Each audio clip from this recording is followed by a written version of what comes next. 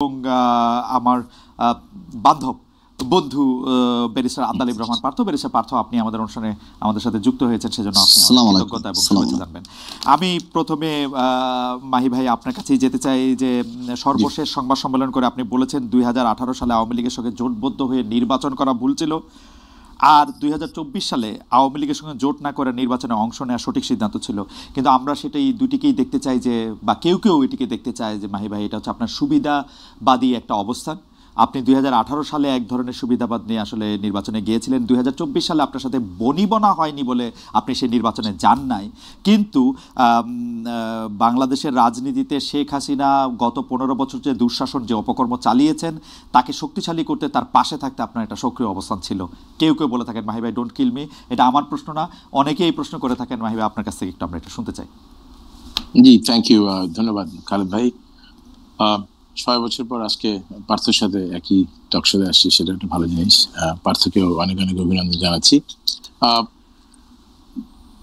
এটা আসলে আমার একই উপলব্ধি যে আমি মনে করি যে মানুষ এটা 18 নির্বাচনে মনে করে এবং 24 নির্বাচনে মনে করার যথেষ্ট কারণ সাধারণ মানুষের মধ্যে আছে, এটা আমি জানি।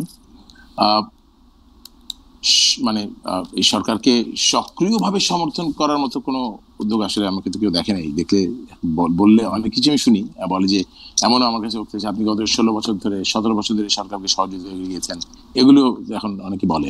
কারণ শেষ যেই ঘটনাটা ঘটে, শেষে যেই মানুষ যে সিদ্ধান্তগুলি নেয় সেগুলিকে আসলে মানুষ মনে রাখে।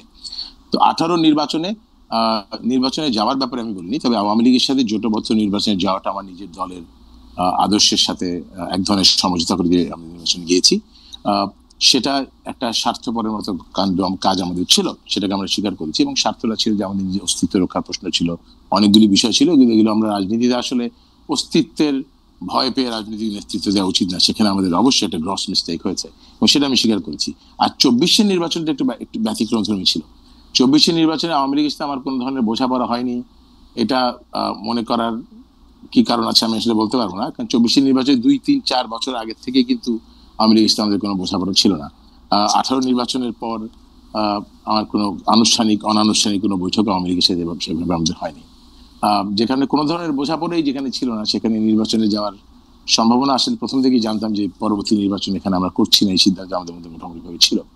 আমাদের নির্বাচনে অংশগ্রহণ করার মূল কারণ ছিল আওয়ামী লীগ সরকারের সময় বিরোধী দলগুলোর জন্য রাজনীতি করাটা খুব কঠিন ছিল, এবং আমাদের দল তো খুব বড় দল না, ছোট দল। সেখানে 24 নির্বাচনের অংশগ্রহণ না করতে পারলে আমরা আমাদের রাজনৈতিক অবস্থান ব্যাখ্যা করতে পারবো না, এরকম একটা ধারণা আমাদের ছিল। এবং যেখানে আমরা কিন্তু নির্বাচনে প্রচারণার সময় কিন্তু আমাদের পুরো আমরা যে আবার we have come back to our own philosophy, সেটা প্রকাশ করবার জন্যই কিন্তু তখন নির্বাচন করেছি। আপনি দেখবেন যে নির্বাচনের বিষয়ে কিন্তু অনেক দলের সাথে আলোচনা হয়েছে।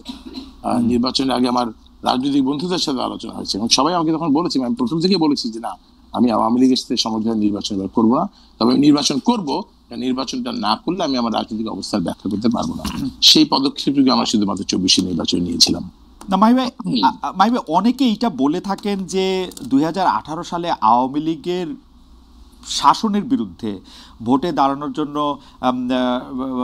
মরহুম রাষ্ট্রপতি বদরুদ্দোজা চৌধুরী এবং ডক্টর কামাল হোসেনের নেতৃত্বে একটা প্ল্যাটফর্ম করা, সেই প্ল্যাটফর্মের মধ্যে বিএনপি সহ অন্যান্য বিরোধী দলগুলিকে আমন্ত্রণ জানানো এবং সেটাকে সবগুলিকে একটা জায়গায় নিয়ে আসার ক্ষেত্রে একটা স্বপ্ন বা একটা বাস্তবতা তৈরি হয়েছিল। কিন্তু অনেকেই এটা বলে থাকেন যে আপনি একা সেই আন্দোলনটাকে ঠেকিয়ে দিয়েছেন, বদরুদ্দোজা চৌধুরীকে সেখানে যেতে দেননি, ডক্টর কামাল হোসেনকে আপনি সিঙ্গেল আউট করেছেন, যেটা আসলে ভবিষ্যতে বিএনপির জন্য অনেক ক্ষতিকর হয়েছে। এই ব্যাপারটা নিয়ে কি কোনো একটু কিছু বলবেন মাহি ভাই? মানে আবার এগুলো তো আসলে রাজনীতিতে এক এক ধরনের বিশ্লেষণ, এক এক ধরনের ব্যাখ্যা থাকবে, কিন্তু আমাকে ব্যাখ্যা দিতে হবে।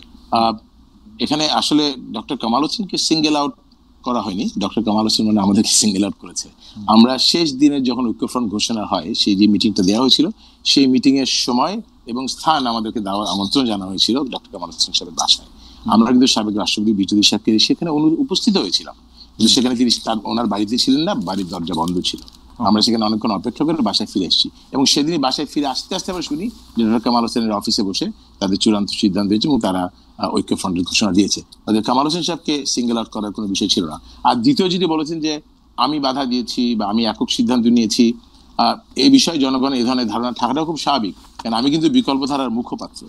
বিকল্পধারার যে কোনো সিদ্ধান্ত শেষ পর্যন্ত আমাকেই মুখপাত্র হিসেবে কথাগুলো বলতে হয়েছে, যার জন্য এই দোষটা আমার উপরই পড়েছে। এবং আমি আমার প্রেস কনফারেন্সে কিন্তু অন্য কোনো দিকে দোষ না দিয়ে যে ভুলগুলো হয়েছে সব সফলতার ভার সবার, কিন্তু ব্যর্থতার দায়গুলো আমি একাই গ্রহণ করেছি।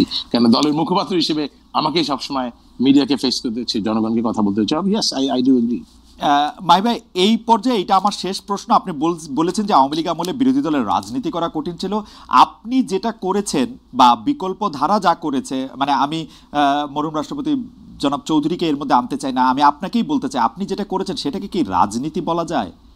অনেকে মানে বাংলাদেশের ইতিহাসে যদি কেউ এটা দাবি করে যে এটা ষড়যন্ত্র, এটা লেজুর বৃত্তি, আপনি এটা কিভাবে মানে মানে জানি না মাহি ভাই, এটা আপনি কিভাবে বলবেন? মানে মানে যেটা আপনি করেছেন, আপনার দিয়ে আমাদের যে আশা সম্ভাবনা ছিল সেইটা কি, বা সম্ভাবনার আশার সম্ভাবনা যেভাবে বলি সেইটা আমি একটা কথা বলি। আমি আমার আপনার কাছে হয়তো আছে, বিচৌধুরী সাহেবের মৃত্যুর 3 সপ্তাহ আগে তিনি আমাদেরকে একটা 9 দফা নির্দেশনা দিয়েছেন, এবং সেখানে আপনি দেখবেন যে 3 নম্বরে দর্শনের জায়গা উনি স্পষ্টভাবে বলেছেন যে স্রষ্টা এবং সৃষ্টির সাথে সংযোগ স্থাপন, নির্ভয় সত্যানুসন্ধান এবং অহংকার থেকে মুক্তি। একে উল্টোভাবে বলি, প্রথমে অহংকার থেকে মুক্তি। অতএব আমি কিন্তু সম্পূর্ণভাবে অহংকার থেকে মুক্তি অর্জনের চেষ্টা করেছি দেখেই আমি স্পষ্টভাবে আপনাকে বলতে চাই যে আমি যে সিদ্ধান্ত গ্রহণ হয়েছে দলীয়ভাবে মুখপাত্র হিসেবে তার দায় দায়িত্ব আমি গ্রহণ করছি। এবং একইভাবে এটাও বলেছি যে এটাকে মানুষ আমাকে সুবিধাবাদী হিসেবে চিহ্নিত করেছে। আমি এটাও বলেছি এই কারণে, এই সিদ্ধান্তের কারণে আমার নেতৃত্বের প্রতি আস্থা হ্রাস পেয়েছে, দলের জনপ্রিয়তা হ্রাস পেয়েছে। তো এর চাইতে বেশি সত্য অনুসন্ধান করা হয়তো বা আরো যদি কিছু বাকি থাকে সেটা করতে আমার কোনো আপত্তি নাই, যাচ্ছে ডিফারেন্ট পয়েন্ট।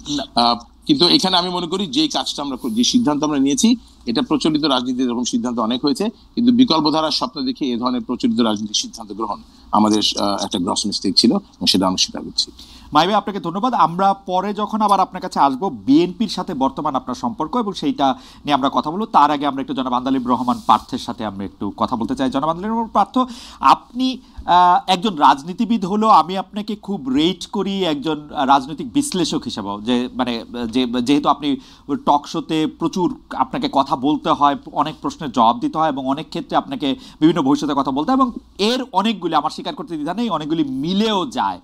আমি এই জন্য আপনাকে একটু ফরওয়ার্ড লুকিং প্রশ্ন করতে চাই যে গত কয়েক বছর ধরে জনাব তারেক রহমানই আসলে বিএনপির হাল ধরে আছেন। বেগম খালেদা জিয়া চিকিৎসার জন্য লন্ডন গেলেন, শেখ হাসিনা জনরোষে বাংলাদেশ থেকে বিতাড়িত। রাজনীতির এই পরিবর্তনটা আপনি আসলে কিভাবে দেখছেন? নতুন নেতৃত্বে নতুন রাজনীতির সূচনা কি হতে চলেছে? বিশেষ করে 90-এর পর যদি আমরা আওয়ামী লীগ ও বিএনপির শাসনকাল যদি বিশ্লেষণ করি,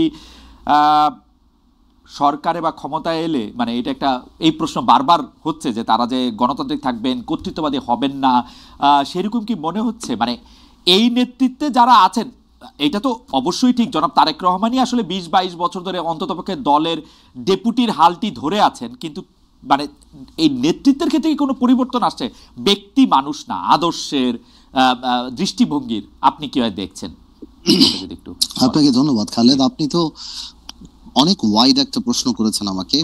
আমি একটু ব্যাকগ্রাউন্ডে যাব। দেখুন, আপনি সমষ্টিগতভাবে যদি বাংলাদেশের রাজনীতির অবস্থা দেখেন, গত 17 বছরে যে একটা ভীতির সংস্কার, ভীতির একটা সংস্কৃতি আমাদের রাজনীতিতে ছিল, যার কারণে 17 বছর কিংবা 20 বছরে ভালো মানুষগুলি রাজনীতি থেকে দূরে সরে যায়। এই কারণে অফকোর্স একটা ভ্যাকুয়াম সৃষ্টি হয় রাজনীতিতে। কারণ 17 বছর আপনি জানেন যে কোনো রাজনীতি করতে গেলেই একটা গুম খুনের একটা ধারণা ছিল, বা মানুষ রাজনীতিবিদদের উপরে কেন জানি বলবো না, মানুষের যথেষ্ট রিজন ছিল রাজনীতিবিদদের থেকে দূরে সরে যাওয়া। এবং বলে না যে জোকাররা যখন পার্লামেন্টে যায় তখন জোকাররা মেম্বার অফ পার্লামেন্ট হয় না, পার্লামেন্টটা সার্কাস হয়ে যায়। গত 3টা বছর, তিনটা টার্ম অনেকটা এরকমই একটা অবস্থান ছিল। তো এ কারণে, আর তারেক রহমান সাহেবকে নিয়ে আপনি যে কথাটা বললেন, উনি গত 10, 12, 15 বছরে যেভাবে বিএনপিকে বিদেশে বসে যেভাবে নেতৃত্ব দিয়েছেন এবং নিচ থেকে ওপর পর্যন্ত, সত্যি কথা বলতে উনি আওয়ামী লীগের মাথা খারাপ করে দিয়েছেন। যে বাইরে থেকে সাংগঠনিকভাবে উনার যেই নেতৃত্ব ছিল, ন্যাচারালি বিএনপি ভাঙতে পারেনি, বিএনপি পথচ্যুত হয়নি বা অন্যদিকে যায়নি। তো সেই ক্ষেত্রে দলের মধ্যে এবং আমি মনে করি সারা বাংলাদেশে ওনার একটা আলাদা গ্রহণযোগ্যতা আসছে। এখন বিএনপি সামনের দিকে যদি ক্ষমতায় আসে, তাহলে বিএনপি কি করবে সেটা নির্ভর করে সত্যি কথা বলতে বিএনপির সমষ্টিগতভাবে বিএনপির মানসিকতার উপরে, বিকজ আপনার ডেমোক্রেসি তো অ্যাকচুয়ালি ইজ আ মাইন্ডসেট। আপনি আপনার বিরুদ্ধের কথাকে সুযোগ দিলে ডেমোক্রেসি থাকবে, আর সুযোগ যদি আপনি না দেন তাহলে ডেমোক্রেসি থাকবে না।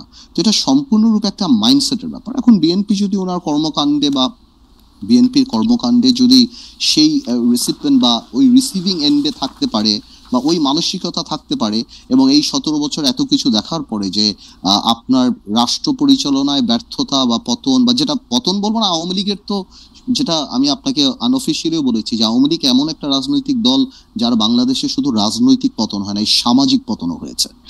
যে এই ধরনের সামাজিক পতন আগে হয়নি, বিকজ আওয়ামী লীগের অবস্থানটা, আওয়ামী লীগের অ্যাট্রসিটিটা, আওয়ামী লীগের দুর্নীতি বা সবকিছু একটা হাউস ওয়াইফের কাছে, একটা সাধারণ শিশুর কাছেও চলে গিয়েছিল, এবং এই লাস্টে যে এই গণহত্যাগুলি।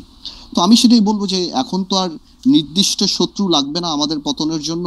আমরা যদি আওয়ামী লীগ থেকে শিক্ষা না নেই, আমরা যদি ডেমোক্রেসি প্র্যাকটিস না করি, তাহলে অদৃশ্য শত্রু আমাদেরকে সেটা করে দিতে পারে।